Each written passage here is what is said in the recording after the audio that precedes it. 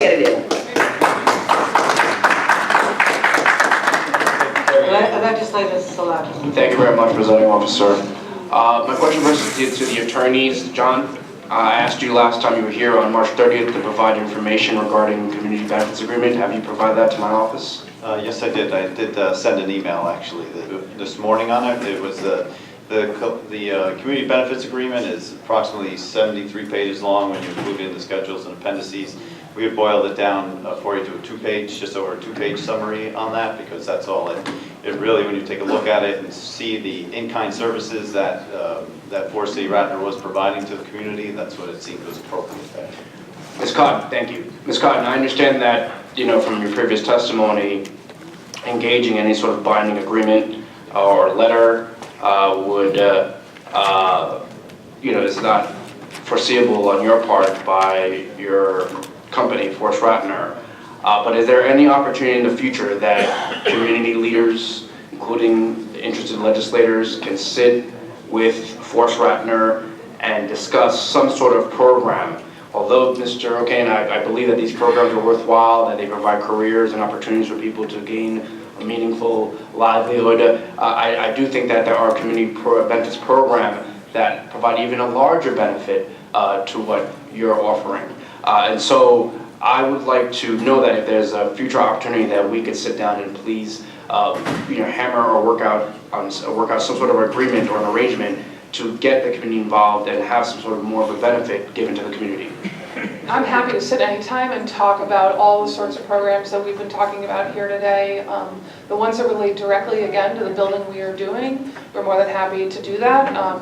We're frankly looking to you to tell us, these are community groups that have great workforce programs or apprenticeship programs or this and that. These are the kinds of introductions and partnerships that are going to make this really successful. I understand. Mr. O'Kane? We can expand our program anytime you want, but we need funding. We had it all to do. We got quite a few grants, but they don't last long. And what we're doing, we started from scratch. We had to get everything new.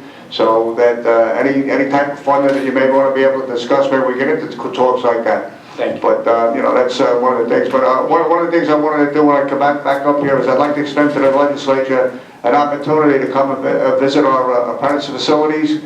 I think you need to see them. And then I'd like you to go view the other venues that other people say they have, that they don't, and I would like you to compare them. But anyhow, I think if you thought your trip was worth it to Barclays, I think you'll find it very worthwhile because of what you're going to see. And I would like to do it sooner rather than later because it will be out of session for the summer. Thank you. So I think anybody that wants to come, if you can work that out, we'll hook up the transportation and we'll make that work. Fine. Well, I have an additional question.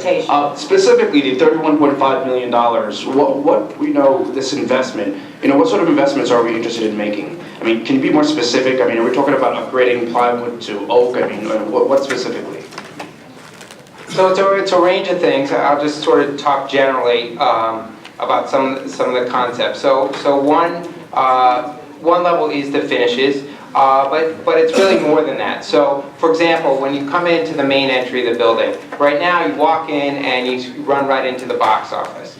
And it turns out now that the box office is sort of less important than it has been historically. People print their tickets online, etc. So what we want to do is move the box office to the side, open up a grand entry, and have a grand sort of entry experience with a reconfiguring of the team store there into a sort of pizza restaurant area, and have basically open up the view to the bowl, similar to what we have at Barclays Center. So you have kind of a main sort of entry experience where people can gather and sort of enjoy themselves as they ingress. Another thing that's happened over this last 18 months or so is the entertainment industry has evolved. So it's more important now to cater to the needs of the artists. So one of the improvements is going to be in the back of house areas, so in the artist areas. Unfortunately, we need to really invest in the artist areas, so improving the area for artists. Some of them like to have SoulCycle bikes, others like to have golf simulators. And it's unfortunate because you're paying them a lot, they're making a lot of money, and Why do you have to invest so much in the rock stars who are already getting so much? But these are the top people who you want coming to your venue. So it's important, and it's something that we need to invest in to really get people to come and play the venue.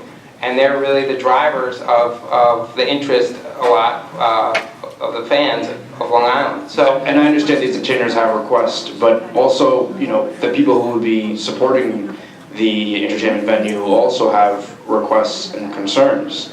And I would like to see some of their requests and concerns honored and respected in some sort of agreement. And I understand, you know, thus far that hasn't been able to happen, but at least a future meeting in which we could discuss some specifics. Legislator Jacobs had a valid concern. You know, I don't see how the Islanders will tailgate in Brooklyn. I want to see them tailgate here in Nassau County. And we're losing a very important economic engine. And, you know, what, of that $31.5 million, you know, what investments can we make to increase the seating, not for the artists, but for the constituents, for the consumers. In addition, you know, Deputy Presiding Officer Nicolello asked, you know, if we dedicate a certain amount to a community benefits agreement or some sort of other concern, that would leave less from the $31.5 million. The question I'm asking is, why are we settling at $31.5 million? If we're getting in bed with China, you know, we at least should have a sizable, more significant portion than $31.5 million.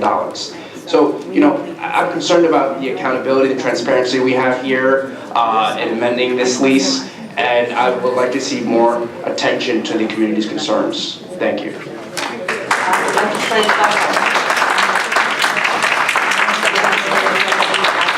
Thank you. So it's